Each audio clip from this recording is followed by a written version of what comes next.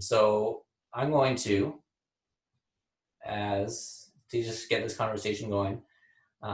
Sarah, you're in the top corner of my screen. So I'm just going to kind of point at different people. If you have nothing to say, feel free to just say pass. I don't want to put anyone on the spot that doesn't want to be on the spot, but I'd just love to hear from each and every person to say, hey, what have you guys been thinking? What have you guys been doing? What does summer look like? What have you been thinking for the fall? So Sarah, if you wouldn't mind just kind of continuing this kind of dreaming, inventing, imagining what's things at CLCC like, and where are you guys' thought process going? What are some of your crazy ideas? Well, we're going to do the summer Bible buckets for the summer. We're going to assemble those on Tuesday and get them all ready. So that's the summer. And then we're going to do the Go Bolt VBS in August. And we're doing a couple dance parties in the parking lot where we're going to do some VBS songs from the past, and kids are going to sign up so we can keep our numbers limited. One of our big issues is that our church is huge with kids. So anything we do, 50 kids with their parent, even one parent, doesn't really get us very far. So that's one of our big challenges to overcome is just the amount of kids. So we're putting together, we have 253 kids for our summer bucket signed up. And I think it represents 117 families. So that just kind of gives you an idea of the kind of numbers that we work with. So that's kind of our summer. For the fall, I've done always done a Mom and Me group. I've been doing it for years, 15 years since my kids were little. And it's a play group, a drop-in play group for moms and their kids. And of course, that's not going to work. So I've been kind of dreaming about doing like a mom and tot story time where they come and we put out like foam mats would be there. They would come in, they'd sit on their mat and have like a story, like a circle time stories, a Bible story and some songs. And then they'd go home, like just a 30-minute thing. So trying to kind of take the programs that we're currently doing, but tweak them to fit with the regulations. I'll let Heather talk about our TQ, our midweek kids program, because that's what she heads up. So she can kind of talk about, I feel like every time we talk, our conversation changes. There's always kind of new ideas, new thoughts around staffing too, because we have to lay off some of our staff. So which staff do we bring back? Where's the greatest need? So that's been a challenge too. And as far as Sundays, even like I was talking with our associate pastor this morning, and it's going to be very slow going back with us, with kids. What exactly that looks like, we don't know yet. But I don't even feel like I'm even at a point where we could even come up with a plan. Just like I said, like sheer numbers for us on a Sunday morning. We would have to have church every day with 2 or 3 services just to fit everybody in. So we're not even really talking about what church will look like right now. We're more talking about how we can do some of our programs to connect face to face. And we've kind of decided that, the younger ones are a little bit trickier. Maybe we should focus on the older elementary and kind of start there. So that would be, Heather can chime in on that. Yeah, but even Sarah, you mentioned your thoughts on mom and tots. Is that just kind of that first thought of doing those carpet squares, or have you had any more? Well, that's for the fall. Yeah. That would be for September. Yeah. So that's kind of where I'm leaning. Once again, depends on staffing as far as cleaning, because those mats would all need to be clean. Those foam square pieces, Yeah. They're easily washed. So I was trying to think like no toys. So yeah, Monica and I've talked about that, and that's kind of where I'm planning for the fall, because I think that's doable. to do something like that, just a more structured instead of an open gym time with toys. There wouldn't be any toys, so no toys to wash. They would come in, their parent would be supervising them, which they did anyways. It wasn't a drop-off situation, but just giving them an activity to come into the building and connect, because we can have 50 and that's doable with we're at about 50 on a normal day. We usually have around 20-ish, 15 to 20 moms and around 30 to 40 kids. So it's doable. And that would, the kids would stay with the parents, Yeah. mom the whole time. Yeah, we would just do like a 30-minute, I would do a couple time slots that they could come, and they would have to sign up. So we knew who would, like, keeping our numbers, because we wouldn't want them to come and it be full. So they kind of have to pre-sign up. Be kind of like, help me out, Naomi. I always want to say ready, set, learn, but it's Strong Start. Strong Start programs where they come, the parent stays with them. They do a story time, circle, a snack. I always give a cookie. It's kind of been a tradition. So dad's oatmeal cookies that you can get at Costco come in the packages.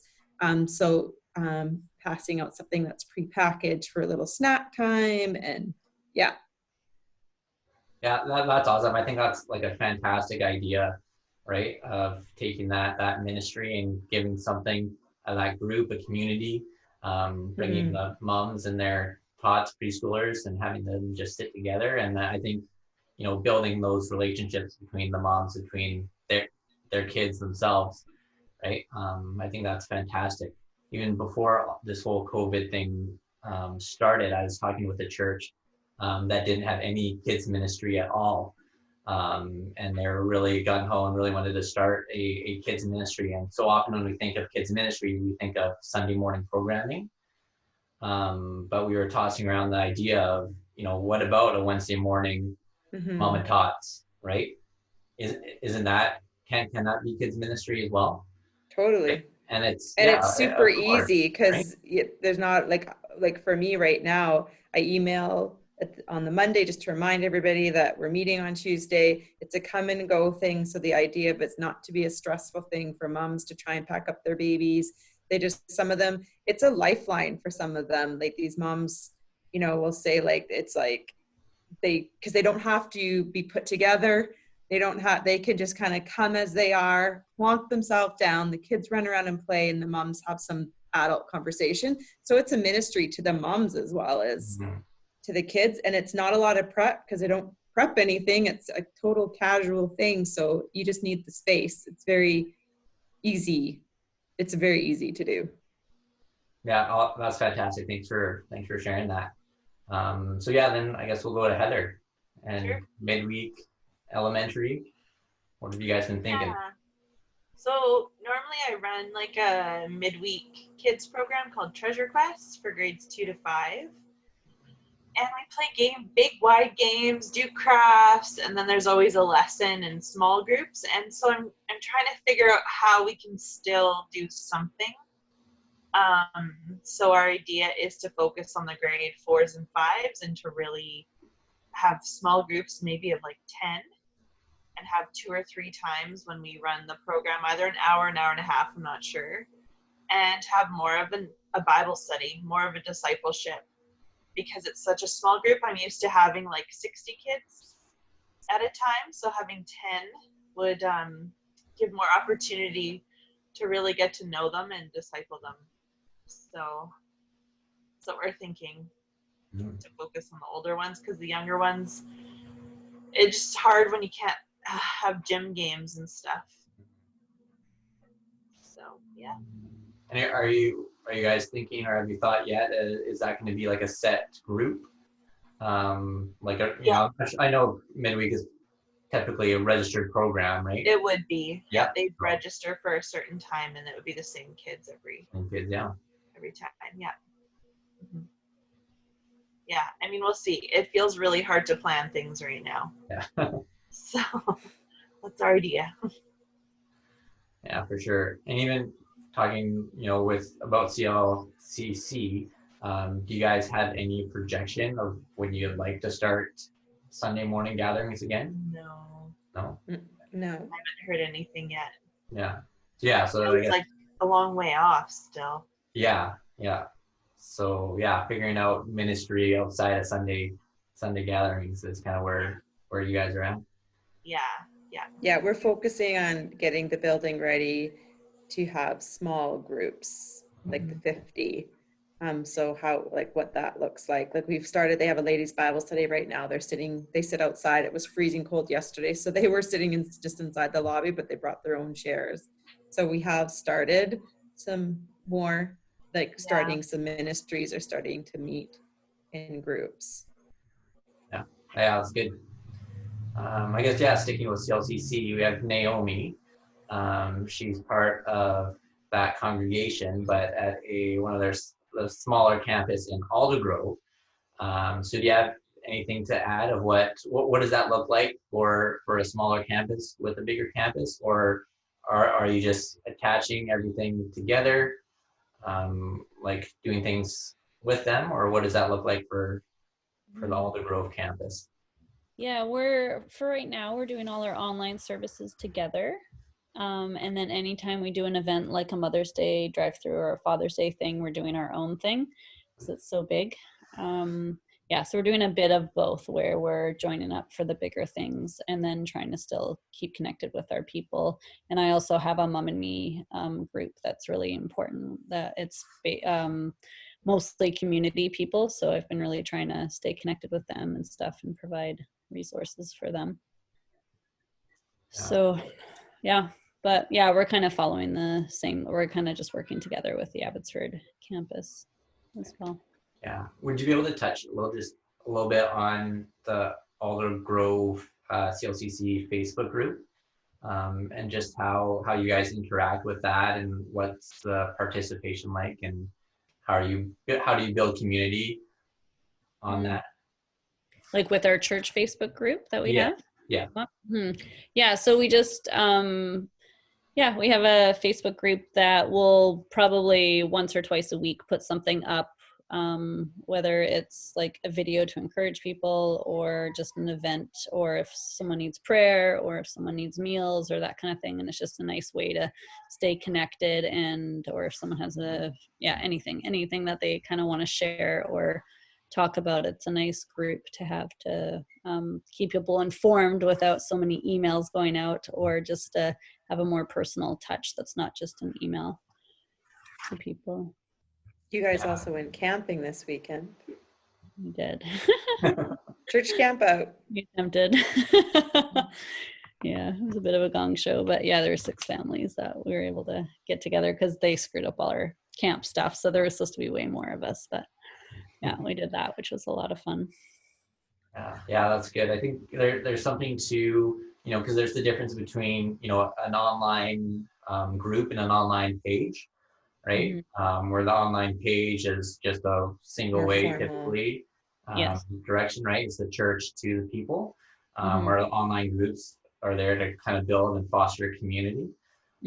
So I've seen that in a few churches as, a really useful tool for people, keeping people connected and together, and having multiple people be able to chime in instead of it just being the one way from the church constantly sending and giving to the people. So so that's good.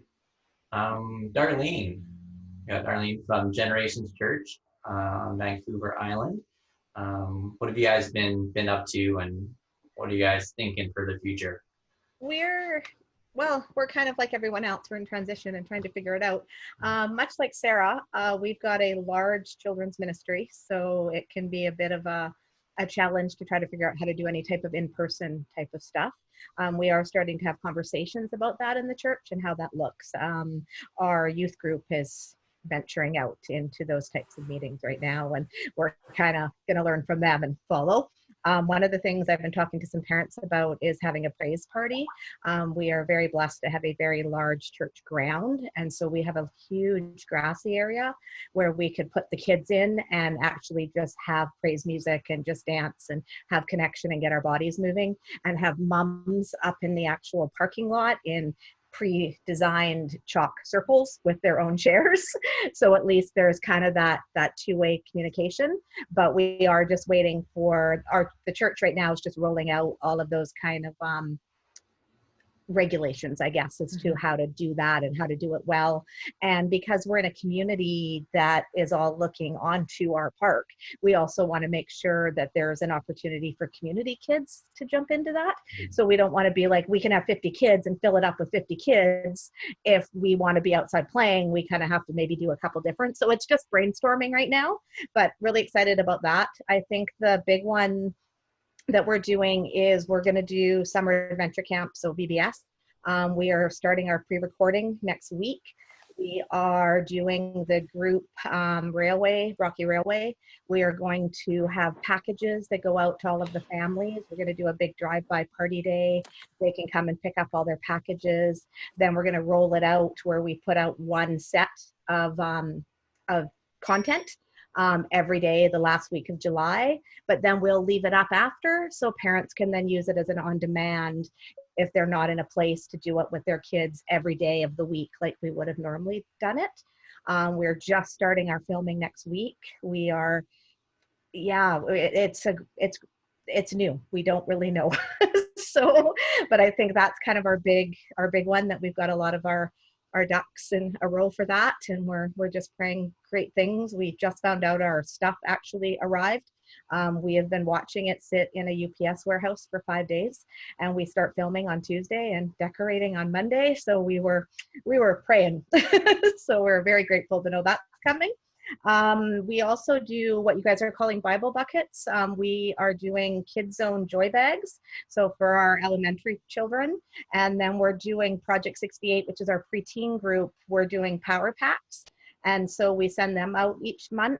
The first month, Chantel and I delivered them all, which was absolutely fantastic and amazing. We will not do that again. It was just a lot, but it was really good for the first time. So this time we're doing a drive-through, which is something that I'm stealing from one of you lovely ladies from the last meeting I was in. And we're going to have all the parents come out, drive through and pick them up.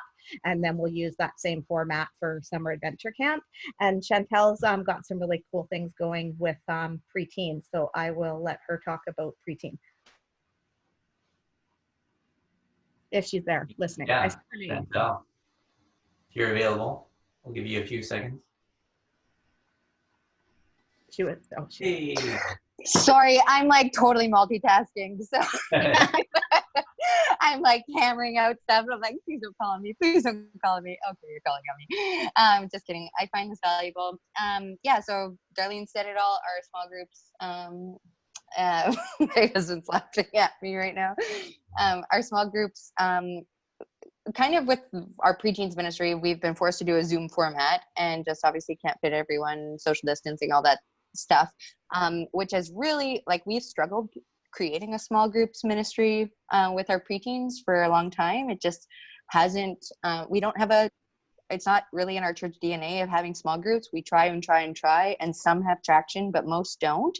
And so it's been slow moving over the years to try to get our leaders and kids to love small group.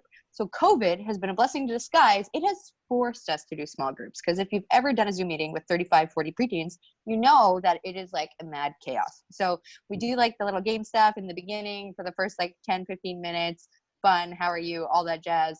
And then we, the scavenger hunt game that everyone loves.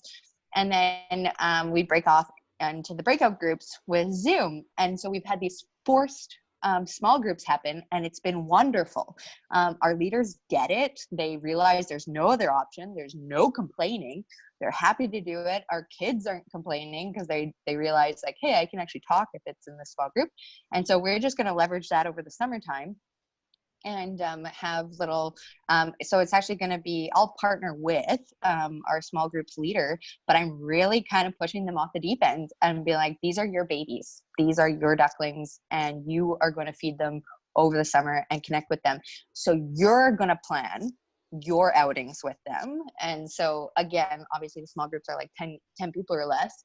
And so they're going to, meet outside somewhere. There's just a bunch of, like, Nanaimo's not that big. There's a bunch of different local central parks in it, and so they'll have like those kinds of gatherings and stuff, but it's up to the small group leader to do it.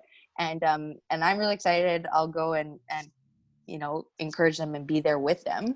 But I'm really pushing on my leaders right now. So because it's something we wanted to do for years, and we've had like come and goes of it, but it's like, yeah, I don't know. It's just like for the first time ever, it feels like it happened really, and it's stinks, and I'm not really willing to let it go yet. So yeah, that's it. Yeah, that's great. And we will still do, we promised them we will do two big Zoom parties with all the students and play games during the summertime with our preteens, but that's about it. So Yeah, that's good. Like, and even that, small group leaders, and I think that's a big thing that has been a missing piece in all of this is our volunteers, and what do we do with volunteers? And I think that this is a time where we need to reimagine what volunteering in kids ministry can look like and how we can utilize volunteers. And so often, we put the onus on us, and maybe that's coming from other people in our church staff, lead pastor, whoever, or just the congregation at whole, feeling like we are the ones that need to produce and put out content, but knowing that as the church community, we're all working together, and we need to really lean in and see how we can use volunteers. I know we have on our Next Gen BC website, I posted a really good resource from Gina McLean on how to have a connected ministry. So I can share that link with you guys in just a bit. But it's just this PDF broken down of, how to engage with your parents and with your volunteers, and, talks about, getting your volunteers a script of, hey, this is how you can connect with the kid and the family and all that. And it's really good. I think that's kind of one of the best ways is to get your parents engaged with maybe someone that's not you. Depending on your church size, if you only have, 5-10 families, that might be a little bit more doable for you. But as the families grow, you need people other than yourself that can really lean in, disciple, and invest in your families. And even one more thought, jumping back to what Darlene had mentioned about community kids. I know that is another kind of a hot topic of in this COVID season. How are we able to be outbound when we can't, invite people to our building for a VBS for a Sunday? And it's just, how do we communicate to parents and families that they're the ones that are now the outbound disciplers, right? That are going to their neighbor's house and building those relationships. And that's, typically a conversation that's been around for years of, making sure that you're loving your neighbors and being influenced in the people that you work with. But I think right now it's an area that we can double down on to really pour into our families, that they're the ones that can really be outbound, that can build those relationships, that can share their faith in this time where, we don't have access to them. We don't have this building and these programs to bring people to. We don't have movie nights and VBSs and summer camps to draw in these families. So this is something that we need to put in the hands of the families to do. So yeah, that's really good. So yeah, I've learned people with their cameras off are not the best people to pick on. But I know I was going to go to Mike next, and I know he was just having some camera issues. So Mike, I'll just ask, are you available? If you are, say yes. If not, yes, I am. Woo! All right. So Mike, he runs in ministry in Surrey, BC, and he is in an interesting spot because it's not a Sunday morning kids ministry typically. So Mike, I'd love to hear from you of what your ministry is looking like during the season, and what your kind of thoughts on what the future is going to look like. What are you dreaming, and what's new, and what's exciting? Sure, yeah. So we've been forced online, as everybody else has, and gone through a few kind of different ways of doing that. But we've really learned a few things through this. One, shorter is better.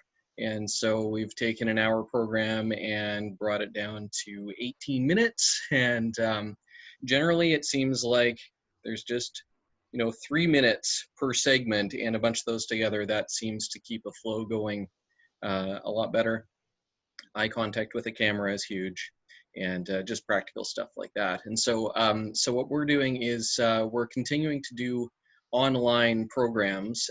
So we stream it to Facebook and to YouTube, pre-record stuff and set it as a premiere on Facebook and YouTube, and then get the word out.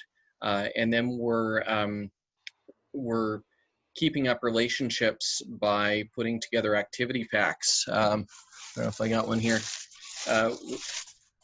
We've got a relationship with No Frills grocery store, and they give us nice bright yellow bags. So this is one that it's been around the block a little bit, but we got some color by number and some streaming. This is where you can see all the things and contests, contest flyer, and it's a little bit of paper overload, and then there's candy in there too. So that's a big thing. And so we're doing that to keep up relationships with the families, and that's been really big, to be able just to get out in the community and actually knock on all the doors, leave the bag on their doorknob, and then wave at them from a distance, and go from there. So so we kind of give them something physical that will point them toward the online thing, and then we reinforce the watching online by having a contest that's in the activity bag, and then every week we do a big draw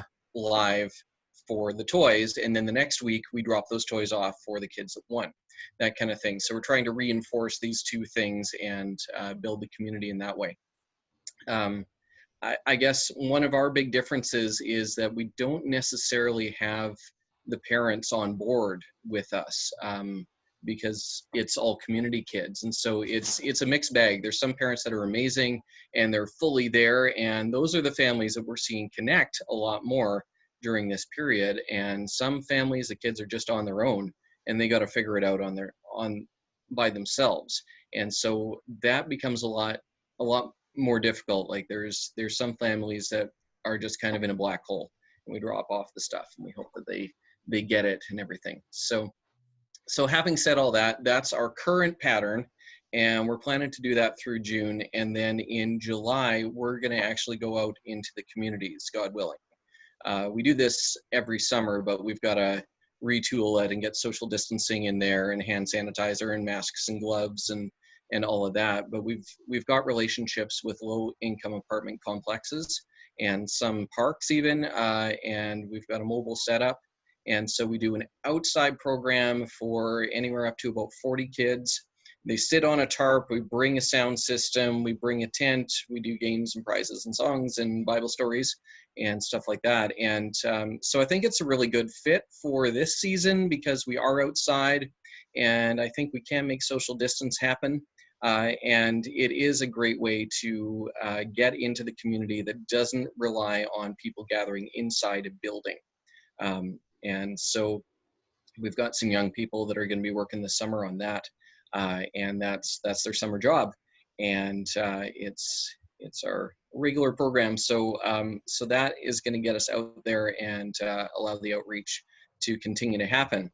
The other aspect that we're trying to wrap our heads around is most of the time, most of our stuff has to do with transportation. So we got buses, we got vans, we like to pack them full of kids, and that's not really going to be an option in this season. And so as we're looking toward the fall and looking towards our preteen and our youth programs, we're trying to figure out how we're going to do that. Can we get a big bus and tape off every other seat and fit 12 people in a big bus and do that? Our preteen group is going to do some outside stuff, some like picnic in the park kind of deals, and so they're gonna see if kids can make their own way there on transit, and see how that goes.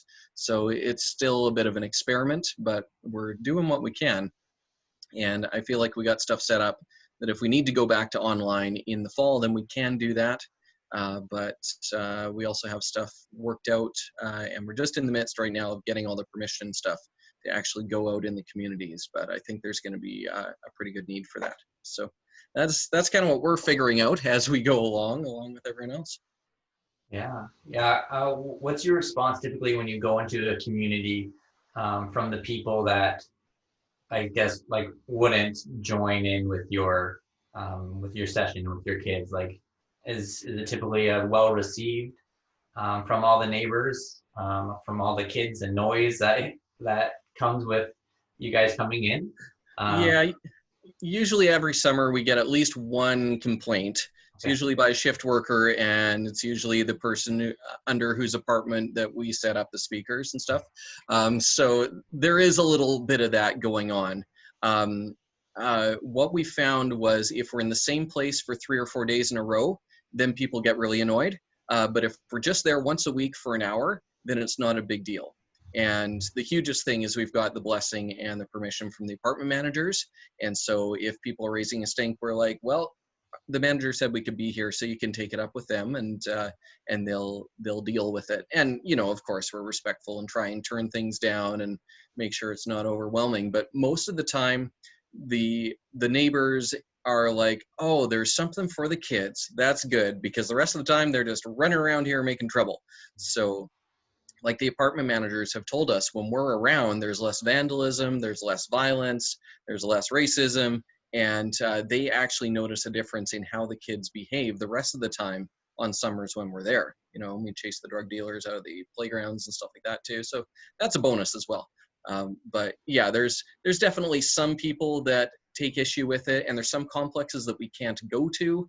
BC Housing tends to not welcome religious programming on their place, and so there's one BC housing complex we know a lot of kids in, and so we go to another complex that's like 5 blocks away, and we transport the kids there for that program. We can't do that this summer, but other years we've just set up in the park across the street and invited the kids to walk over, and that works too.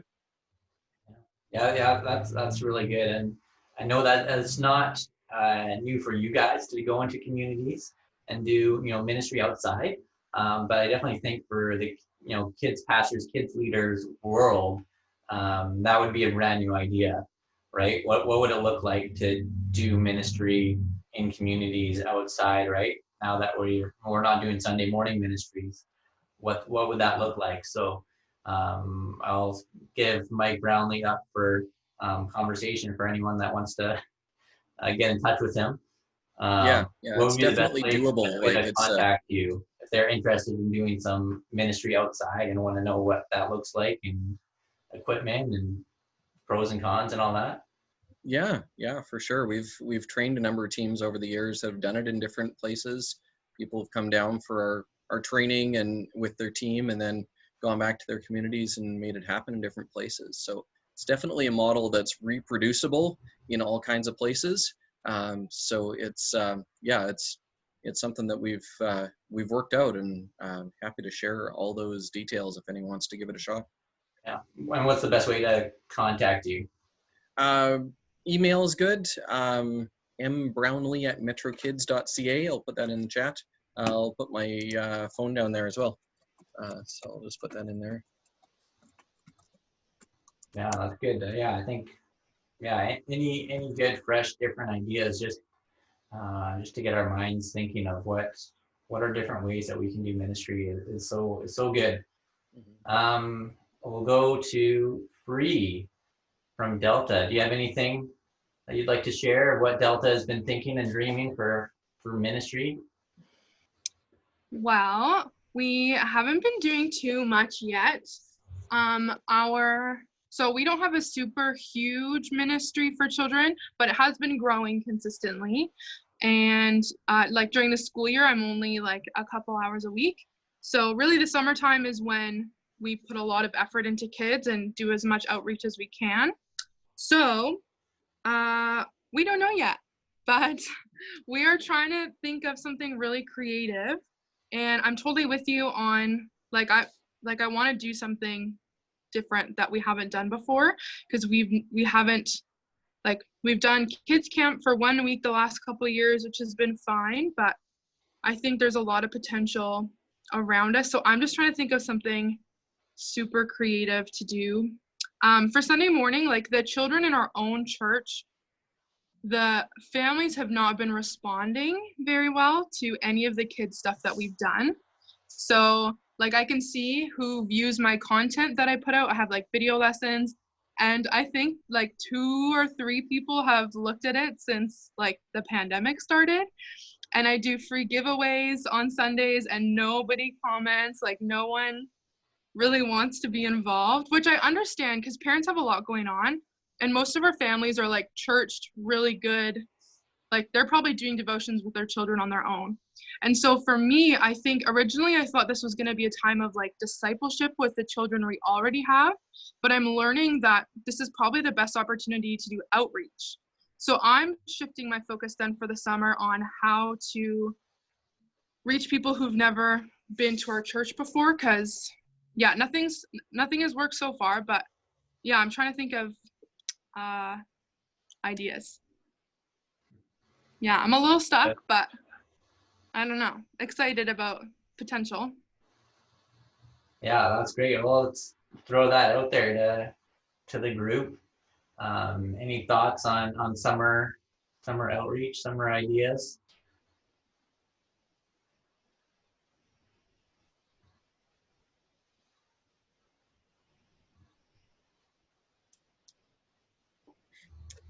One of the things that has helped us, and really more Langley CLA that we partner with, they're connected with a great meal program. Other churches in Langley have put together this massive, amazing thing where they give out lots of free meals to the community. And so Pastor Carl, who I work with, Carl Willis, has been just tirelessly knocking on doors and offering free food for people.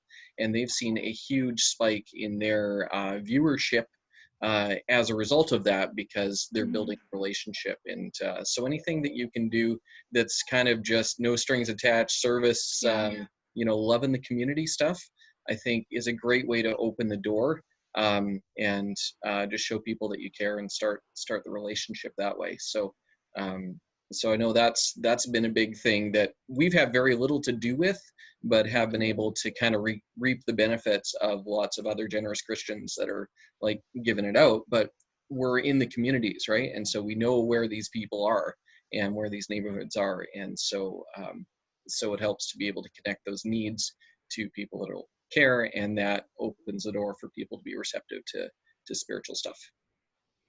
Right. The cool thing about Delta is that within 8 blocks of our church, there's 2 rec centers. And then in our immediate like North Delta community, there's something like 6 high schools and a ton of elementary schools. Like we're such a family place. And I've already had emails, just like dry emails from our website asking if we have any camps in the summer, because both rec centers are still closed. And so I feel like we're in a really like a great opportunity with where we're located. It seems like I'm on the verge of something awesome, and I think the Lord will open a door. But yeah, I do think there's a lot of potential with the families around us. Yeah. And you guys have your own building? Yeah. Yeah. Because I think even like what Sarah was thinking for the fall with the whole mom and tots concept of even just opening up just something casual, right? Yeah. Something that parents and kids can come to, that's just fun, right? Like if you're able to do a trivia night or something just to utilize your building where families come all together and just, do family bingo and just space out tables, and each family gets a table. And even like Mike was saying, something like that's just no strings attached. Just how can you bless your community, show them love. Everyone's looking for something to do in the summer. Yeah. So if you can think of those kind of family nights, family talent show, lip sync battle, I don't know. That's cute. Different, family things that they can sit around a table, and you can organize paint night, craft night, anything like that. I think would be great. That's good. Yeah. So yeah, we're just about running out of time here. We'll go, let's say, Brenda, you have anything that you'd like to share from what your church has been thinking about doing? Our church is a lot smaller, so we have maybe 250 people in the church. So that's like some of your kids program. So we've done a lot on Zoom just because of our smaller size. So for instance, our Sunday morning kids church we do on Zoom, and then just to keep the kids kind of in community with each other. So we've done we did a Zoom talent show where I had them, they could either send me a video or they could perform live. And so they really liked doing that. So we had a pretty good response to that. And we do a girls club during the week. So we've also moved that to Zoom, and that's actually gone really well too. So we do like YouTube videos where they're kind of like preteen girls and they're fun colors and they can kind of dance and sing along. And then we have a craft that we would do together on Zoom. So the parents have been given the information quite a bit in advance, and it's simple things to use. And then somebody usually just reads a story. There's a book, 100 Courageous Girls or something, and so it's just like a little one-page about a girl who's done something influential in history or a missionary or something. And so the girls really love kind of getting together to see each other. But again, there's only like 12 of them, so it's easier in a small group. So, and for summer we normally do soccer camp. So it's hard to all go for the same ball and stay 6 feet from each other. So we've canceled that, and we're trying to think of what to do.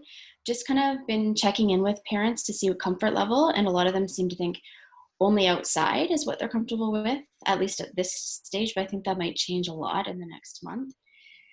So I'm thinking of doing smaller, like maybe this week will be science camp, and we'll maybe run like Monday, Wednesday, and Tuesday, Thursday or something in smaller groups outside with just like just a little hands-on science experiment you can do in a little devotional. And like, I don't know, we're still trying to figure it all out, but trying to think of themed weeks that we can do where they can come outside, and it'll probably be a lot shorter, but just ways that kids can still be involved in smaller groups outside. So I'm really appreciating all the ideas everyone's saying, and I've got like a list of things. And so, yeah, just again, still in the what to do kind of phase.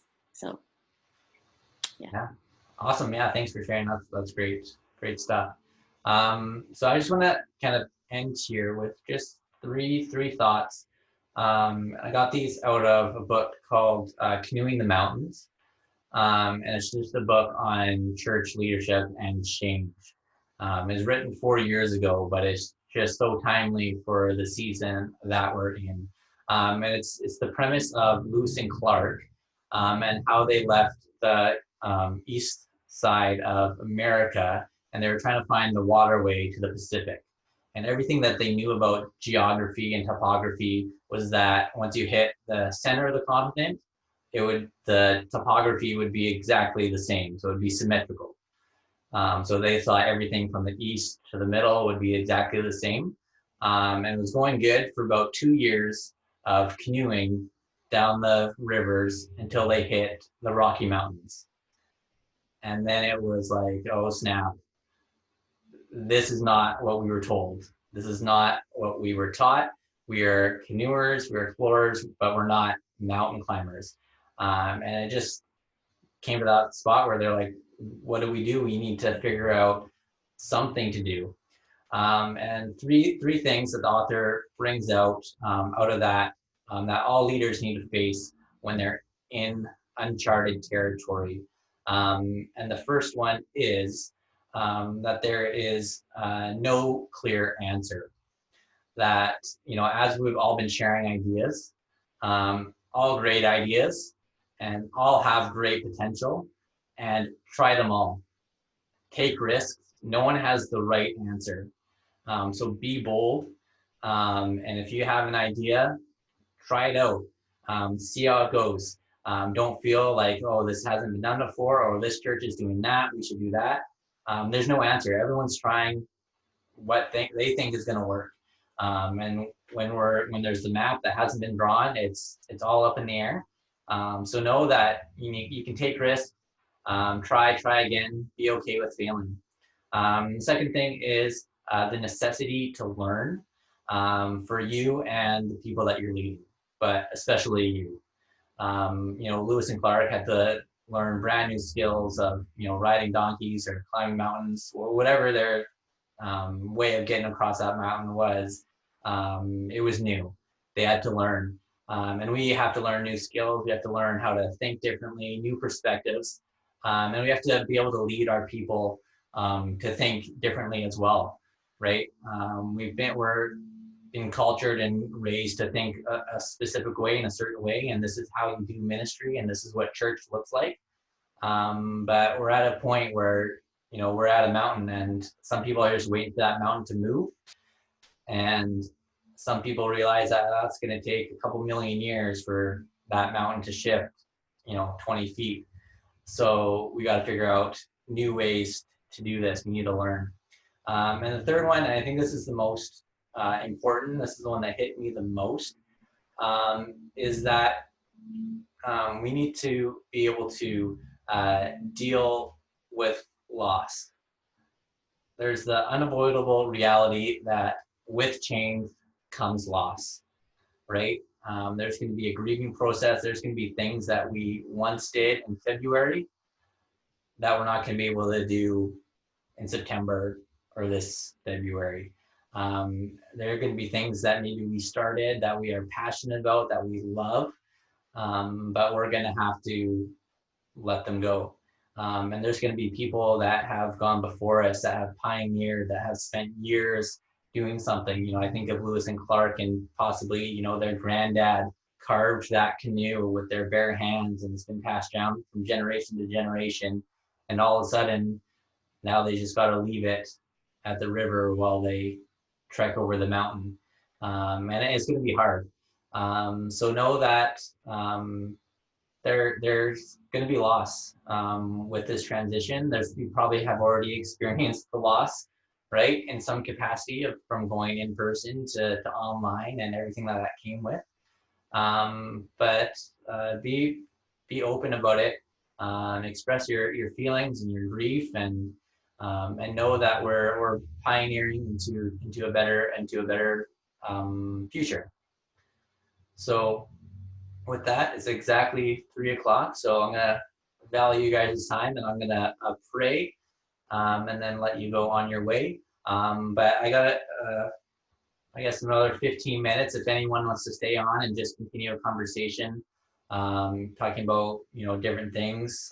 Free, we can continue to brainstorm some ideas if you'd like, on different things to do. Talk about family ministry outside. Just continue that. So let me pray, and then we can continue or sign off. So let's talk to God. God, I just thank you so much for these incredible leaders. God, may they just be blessed in their efforts, and may you just give them the incredible guidance that they need. God, guidance to pioneer into this new way of doing ministry. God, may you comfort their hearts as they grieve what was lost and what was. God, may they not forget it, and may they honor it and respect the past, but may they not hold tight to what was and what they need to let go of. And God, just give them just fresh new ideas. God, just fill them up with your Holy Spirit, with your presence, with your creativity and innovation, to just break through and reach kids in incredible ways, God, because it comes down to that's the heart of, we want to see these kids just be brought up to be in a relationship with you. So God, we thank you for who you are and how you brought us through this, and just help us to have patience as well as we're waiting, as we don't know what to do, as we're frustrated.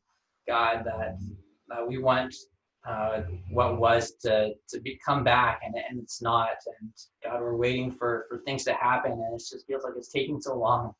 So God, may you give us the patience, may you give us the peace, just to carry on in your presence and in your goodness and in your grace. God, may we have grace for each other. May we help each other out, may we resource each other, and just be one incredible body that's working together to build your kingdom. So bless everyone as they depart today, and just help them to have an incredible week. and we pray this in your name. Amen. And so yeah, thank you guys so much for being part of this. Again, this happens because you guys join up and are part of this conversation. You know, it's a lot of people are just hoping to receive, but without anyone to give, there is nothing to receive. So I love that you guys tune in and are willing to be part of this conversation that is able to bless so many other people and to be able to bless everyone here. So take care. I'll give kind of a few moments to say goodbye if anyone wants to jump off here. And no hard feelings at all. But if there is anyone that wants to hang around and just chat for a little bit more, I'll hang around and chat with whoever wants to chat. So.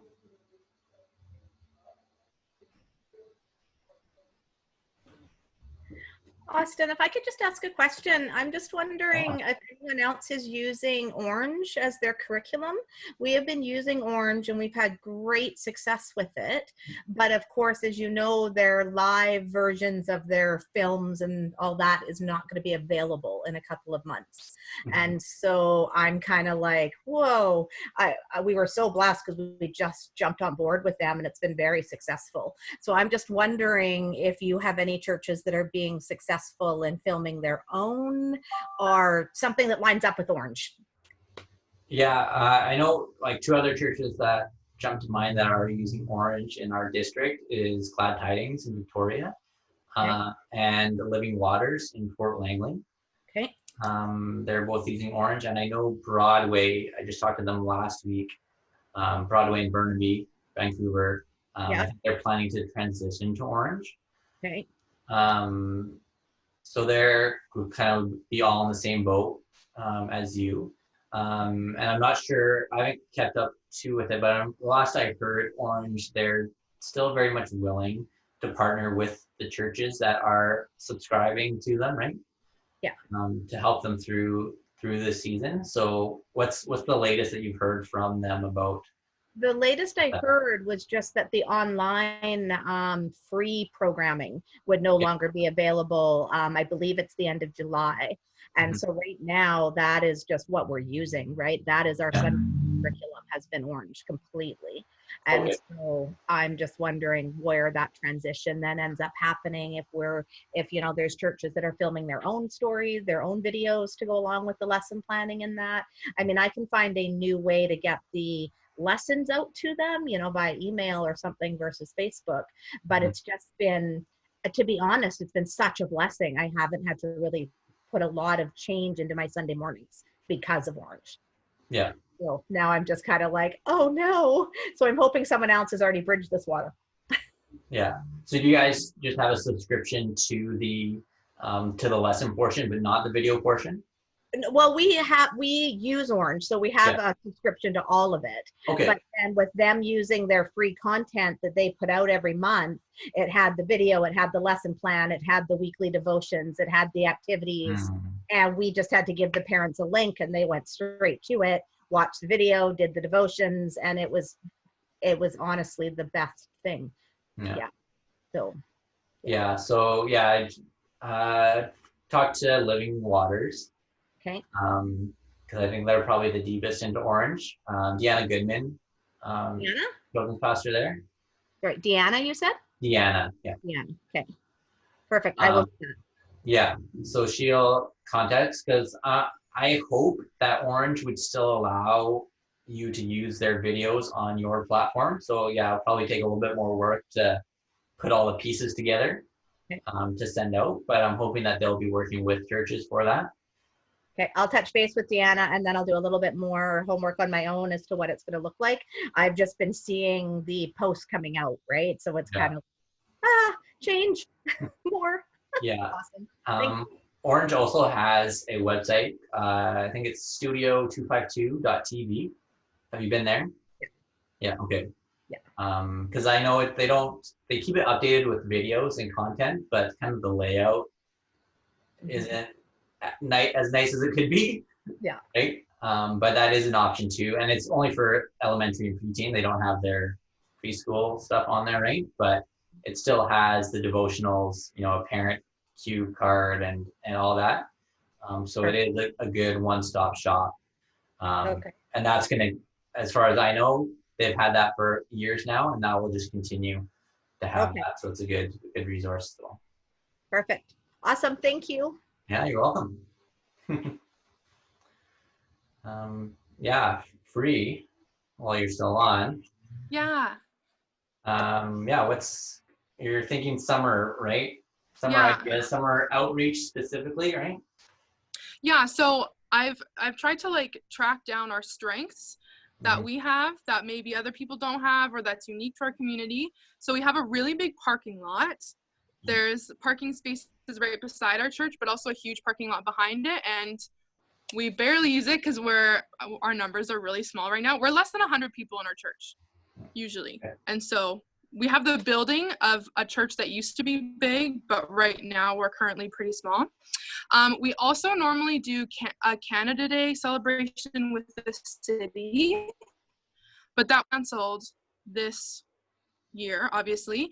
But we have at least 10 like big tents that we use to put up a bunch of stuff.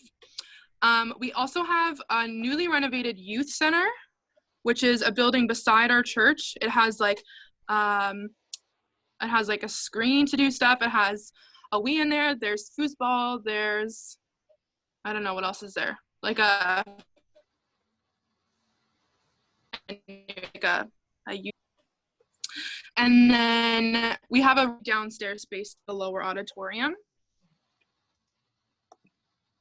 So yeah, I'm not really sure what to do about all of that. Yeah, you definitely have a lot of good things on your side. Yeah. But And like, yeah, so it'd be a matter of, I think, yeah, just thinking what sort of events, gatherings that you could do that are COVID safe, that would engage the community. yeah.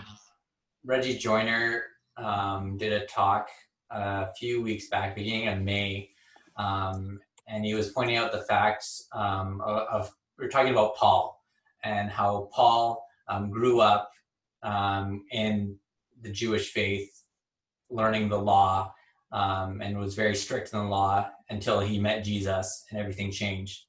And in his letter to Corinthians, in chapter 13, 1 Corinthians, that's the love passage.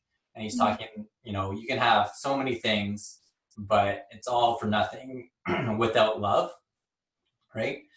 So Paul, he knew what faith was like because he still had faith in God before he met Jesus, right? But it was all based around the law. So he knew faith without love. And then after he met Jesus, he knew faith with love. So one of the things that Reggie was saying was people are looking not for a community of faith necessarily. They're looking for a community of love. And in that community of love, that's where they find their faith, right? So that's kind of where my heart and passion is with sharing, your facility. Is how can you use your facility to make a community of love, right? Where you're just loving the community, and it's so often we think of our building as a place where people have to come to hear about Jesus, but I think in love they hear about Jesus and they come and they stay and then they experience Jesus when they want to enter into that faith, right? Yeah. So yeah, I think what kind of just faith, or not faith, love-based, no strings attached events that you can do. Yeah, I've written down all the things that we talked about, that everyone else has talked about so far. With like paint nights or craft nights, or like, because we used to have we usually have a midweek kids program too that we've canceled with COVID, but we would often do movie nights and like order pizza because we have a good area for movies. Like people could be spaced out and still like watch stuff. And so maybe like, is it as simple as like making a big old poster and trying to just tell people about it and throwing something? Like it feels like there's like almost so little I don't know. It's not very fancy. I don't know if it necessarily has to be, you know? Yeah, I think like keys to that is knowing that, you know, it's not going to be a one-stop boom. You know, this is a big event, right? And it's knowing that it's you know, starting off small and, you know, catching on over time. Is I think that would be a Yeah. big thing. And it's biggest thing is the word of mouth. So it would be, you know, if you're able to line up, you know, 4, 5 events, however many you can fit in the summer, and make sure that you have a full calendar. So you're not planning one event and then thinking, oh, what's my next one? Yeah. But right off the bat, people know here are the 5 events. So when they come to the first one, you already have, oh, here's our next 2 that you can come to. And they're talking about it with their friends. I had this great time. You know, we watched Frozen 2. It was awesome. And they tell their friends. And I think another thing that really does work, and it's a little underestimated, is Facebook ads. They're super cheap. Yeah. But they are very good at targeting. Like you can spend $50 and it can target, you know, a 10-kilometer radius from your church, and only people in those postal codes, it will only show up on their feeds. Yeah. Right. And with that, you know, people like it, they share it, they click, I'm interested, right? If you create like an event and then you make that event into an ad, it can generate a lot of traction that way. But going back to that, my other point there of, you know, expect that it's going to take a while to catch on. I think like last time I did a movie night and did a Facebook ad for it. I think I had, I want to say about 16,000 people, 16 to 20,000 people engage with the post. Yeah. But, you know, only 100 people showed up. Yeah. Right. So it's, but if I didn't post that, you know, it might have only been, who knows, 25, 50. Yeah. Right. Yeah. So that little bit can go a long way. Yeah, that's great. Those are some good things. I like keeping it a community of love, because I don't think the Delta neighborhoods are looking for faith right now as much as they're just looking for some relief and some comfort and community. Yeah. I think that's true even for our faith communities, like even talking to parents right now. I've got a few teachers in our family group, and, you know, they all say the exact same thing. Kids right now are looking for connection, food, and fun. And so though I've got that literally written on my mirror in my bedroom right now, right? It's connection, food, and fun. We're not at a place where the BC government will let us food yet, but hopefully that's coming soon. So that leaves me connection and fun. And I think if you can get 1 or 2 of those, like you say, strong faith families out alongside you, then the rest is going to happen naturally. The conversations will happen naturally. So fun, connection, those are them.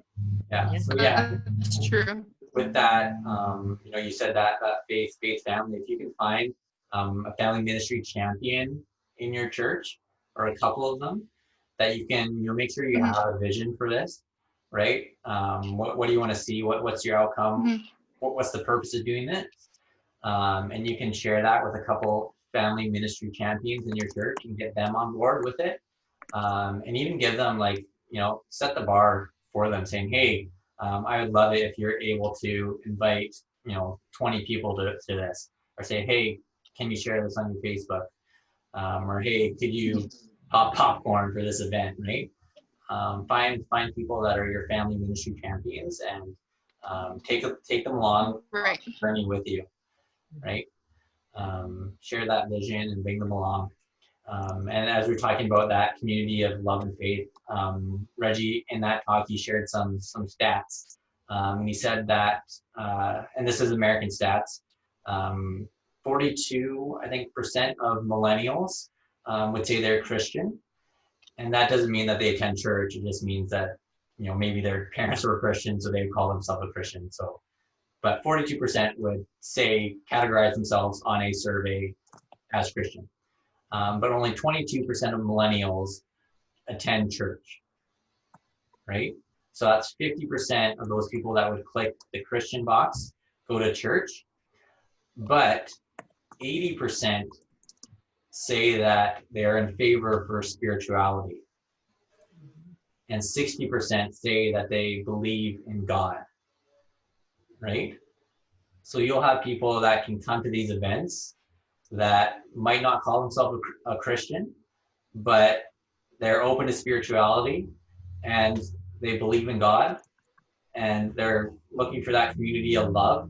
And it's those three things that will keep them coming back and tied in and starting to ask questions. So, yeah.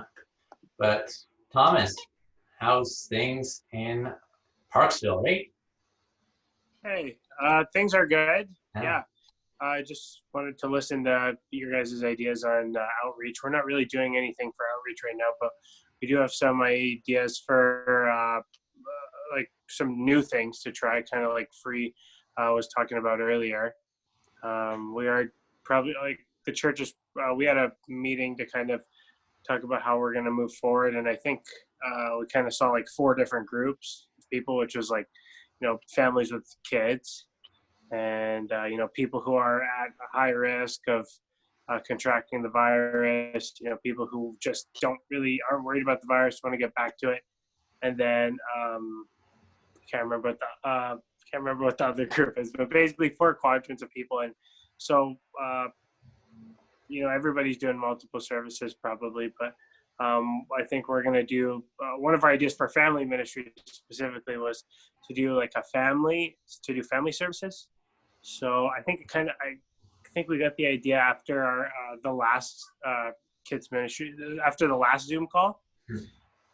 And kind of the idea of just doing round tables in our multi-purpose room and having different families sit at each of those tables, because we had a survey, we sent out a survey to everybody, and a lot of the feedback we got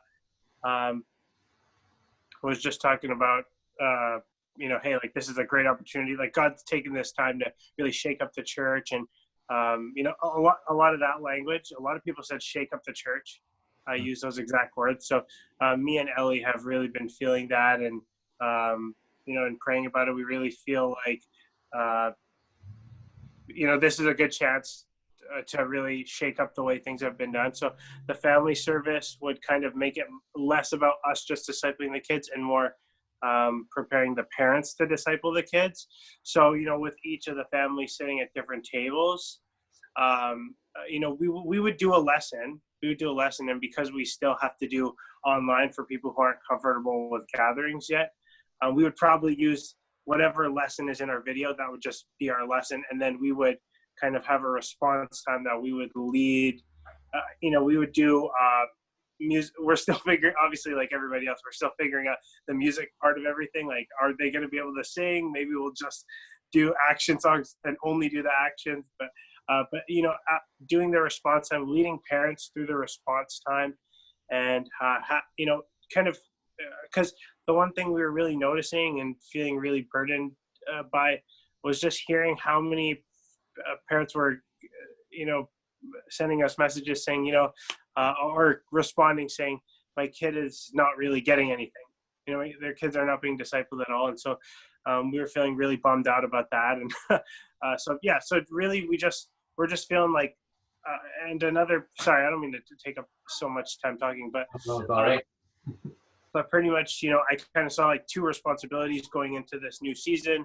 One is discipleship and one is social distancing, right? And I just, this is like the only solution where I felt like I didn't have to take on both of those things. I just felt, and I kind of expressed that it was just too much for me to worry about both of those things. So, you know, doing the family services where parents are leading their kids, that takes all the social distancing responsibility off of me and Ellie. Especially in a time where we don't really know who's comfortable volunteering yet right away, especially with kids. But yeah, so now parents can be the ones to make sure their kids are distancing properly, and parents are also learning to disciple their kids. And me and Ellie are actually kind of tag team speaking in a couple weeks, and we're gonna sort of roll out the vision to the church about these family services.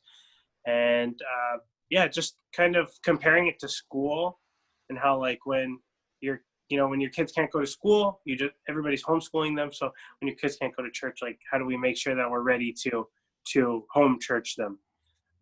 So that's kind of one thing that Ellie especially really felt the Lord. Ellie's my wife, by the way, free. And but yeah, so Ellie's really felt that the Lord is saying specifically to her, you really need to disciple families, right, and not just kids. So we're wanting to prepare the parents through these family services, get them in. We're doing this thing called Faith 5, where there's kind of like 5 steps of devotionals, and the services will only be 45 minutes. So we're hoping to make it really concise so that parents aren't overwhelmed as well. And yeah, we just want to really challenge parents. And we're already feeling like some of the feedback we've gotten is not negative, but really hesitant. And we're feeling a little bit nervous about that, but we do feel strongly that the Lord is saying like, hey, like, this is a time to really challenge people. And we're kind of just going to try it and push forward, and just, for the purpose of kids being discipled by not just us, but their parents. So yeah, that's the one thing we're kind of getting ready for in the summer. Yeah, Thomas, that is so good. Like, I think the family ministry discipleship, like I think that's the bandwagon that most of us need to jump on, because that's huge. And I love your comparison between like homeschool and home church, right? Like, I think that's key. And as you said, parents are hesitant, and yes, they're going to be hesitant, right? It's not their first choice, but I think it's our responsibility as the church to steer them more in that direction, right? Because for the last number of years, it's been totally just taken from them, right? And we need to start giving them back to them. If you guys haven't heard of this book, Raising Disciples by Natalie Frith, this is the book for you guys and every single parent in your church that's wanting to raise their kids with the Jesus way. She has a line that she uses. But yeah, it's written for parents, and it goes all the way from birth all the way up to grade 12 and beyond. Wow. Like, it talks about every single stage, gives practical advice, but really talks about how, parents, you are the disciplers. Here's how you can disciple. Here's how you can talk to your kids. Here's some of the hiccups that you're going to face. Here's some of the challenges, but you can do it. Like the catch phrase in the back is, children and youth will just catch your faith. Will just catch the faith of their parents, right? Question mark? Not necessarily, right? Mm-hmm. So yeah. So it's so good, parent discipleship. So I love hearing that you guys are heading that way. And even I think, as I was mentioning before, like I think that's a key of outreach. So often in our conversation is, how do we do outreach? But I think one of the things we can ask is, how does the church do outreach? Right? And when I say church, I mean every single person in the church, right? Not led by the pastors, supported by some of the families that are on board. But how is every single family, in a relationship with a non-Christian, right? And that's hard to measure, right? You can't say, oh, we had 50 kids at our VBS and 25 of them were brand new. It's hard to measure how many families in your church have non-Christian friends, but if they're on a soccer team, if they're at school, if they're at gymnastics, if they're in a neighborhood, they're going to have people that they come in contact with, right? And that's right there is outreach. So for discipling families to disciple their kids to have faith and share their faith, I think outreach, it will just be a byproduct of that, right? So, yeah, Thomas, I love it. Super good. Awesome. I have to go also, guys. Have a great day. Yeah. Bye. Oh, it's Me already too. 3:30. Yeah. All right. Yeah. Thank Thanks you guys so for much, being here. Austin. Take care. Bye. Bye.